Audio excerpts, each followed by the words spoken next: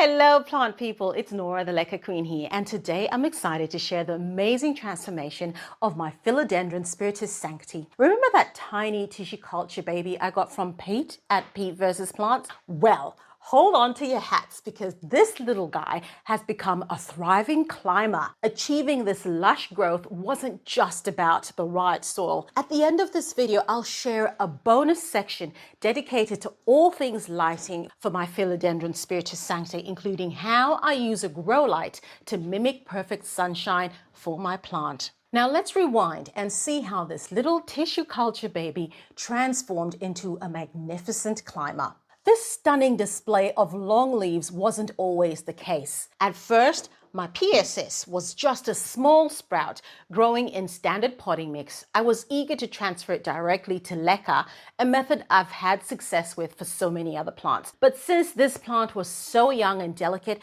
I worried it wouldn't handle the change as well. So I decided to give it some time to get stronger in soil, allowing its roots to develop a healthy foundation. Leca, which stands for Lightweight Expanded Clay Aggregate, is a game changer for philodendrons like the Spiritus Sancti. Let me explain why. These lightweight, well-draining clay pebbles provide excellent aeration for the roots, preventing that dreaded root rot that can plague philodendrons in traditional soil mixes. When choosing leca, size matters.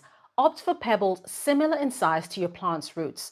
The smaller the roots, the smaller the pebble size. Smaller leca works well for young plants like mine, while larger pebbles can be used for more mature Spiritus Sancti specimens with thicker, bigger roots. When I couldn't wait any longer and my plant roots were bigger, I transferred my plant to leca from the potting mix. I carefully removed the plant from its current pot, tilting the pot and tapping on the sides to loosen the soil when needed, and I brushed off the excess soil from the roots.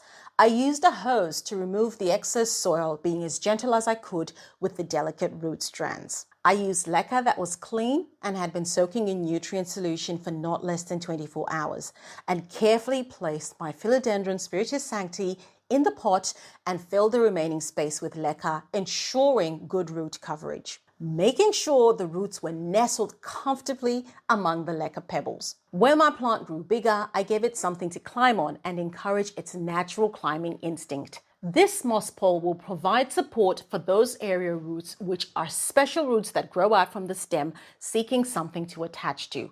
As my Philodendron Spiritus Sancti grows, its area roots will naturally attach to the moss pole, creating a stunning vertical display that mimics its natural climbing habitat. Since the place where I've positioned my Philodendron Spiritus Sancti doesn't have an abundance of natural sunlight, I rely on a grow light to keep my plant happy. The Philodendron Spiritus Sancti thrives in bright indirect light.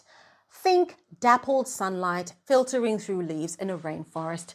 While some direct morning sun can be okay, too much harsh light can scorch the leaves. To ensure I'm providing the right amount of light, I use a handy tool called a light meter.